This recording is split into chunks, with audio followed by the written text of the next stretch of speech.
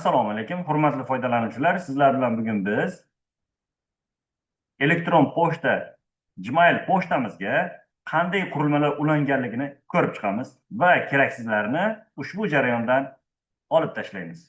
O'zimizdagi mavjud Chrome brauzeriga kiramiz. Demak, bizning ushbu pochtamiz deb oladigan bo'lsak, pochtamiz yuqori o'ng burchak aks etib turadi. Hop, shunga bir marta chertamiz va ushbu jarayonda управление akkaunti chertamiz. Va ko'rishingiz mumkin, siz bilan bizning pochtamiz quyidagidek oyna hosil bo'ladi. Bu yerdan biz безопасностьga kiramiz, ya'ni security.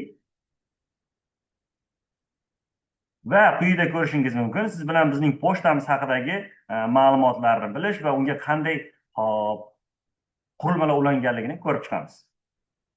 Hop. Demak, mana bu yerda ko'rishingiz mumkin, vash устройствоda, ya'ni jami 12 ta nima bor ekan? Hop, kompyuter tizimiga o'rnatilgan akkauntlar bor ekan. Bu yerdan albatta keraksizlarni chiqarib yuborishlik kerak. Chunki bu yerda siz bilan bizning shaxsiy ma'lumotlarimiz integratsiya qilingan, ya'ni sinxronizatsiya qilingan. Bu yerdagi siz bajaradigan barcha ishlarni ko'rishlik mumkin. Yoki aksincha bu yerda telefonlarni ham ko'rsa bo'ladi. Hop. Telefon bo'limiga bitta kiramiz. Mana bu yerdagi aktiv seanslar, ya'ni aktiv seanslar deganimizda mavjud, hozirgi holatda faol va ishlab turgan kompyuterlar. Mana 12 ta kompyuterga kiritganman ekan men. Va bu yerda ko'rishingiz mumkin, har bir nima qiladi, ko'rsatib beradi. Hozir men kirib turgan kompyuter ushbu kompyuter ekan. Bu yerda aktiv holatda turibdi, ya'ni ish holatida turibdi.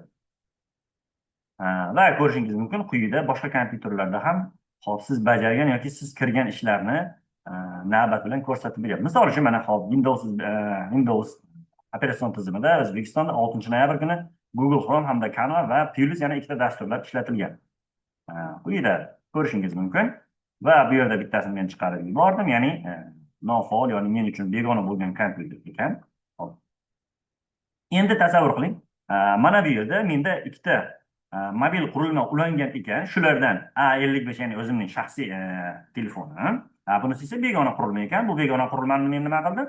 Chiqarib yubordim. Hop. Chiqarib yuborish qanday amalga oshiriladi deydigan bo'lsak, hop. Aytamiz. Hop. Bu yerda parol teriladi, ya'ni haqiqatan ham sizligingizni yana qaytadan tasdiqdan so'rayapti. Ya'ni kimdir sizga aktiv bo'lib olmaganmi?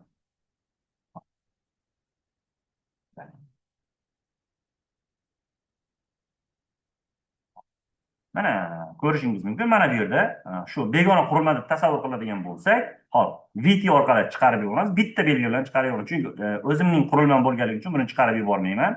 Va ko'rishingiz mumkin, ushbu telefon hozirgi kunda quyidagilarni o'z faoliyatini nima qilyapti, olib boryapti ekan. WhatsApp, Canva, ChatGPT, Facebook, LinkedIn, Word, CapCut va boshqa dasturiy ta'minotlar ham mavjud. Hop, faollik oxirgi marta kelgan 1 soat oldin ushbu qurilma bilan, ya'ni elektron pochta ishlatilgan. Hop, endi mana bu yerda yana bitta jarayon bor. Sizlar uchun bir ma'lumot o'rnida qabul qilib qo'yinglar. Telefoningiz yo'qolib qoldi yoki qayerdaligini topa olmayapsiz. Kompyuterga kirasiz va настройство qilsangiz, hop. Hozir men shu yerda telefonimga qo'ng'iroq qildiraman. Ya'ni telefonim aslida bezuk turibdi. Hop, zaryadda hop 84%, hop, faol sim karta Uzmobile ekan. Hop, jiringlatamiz.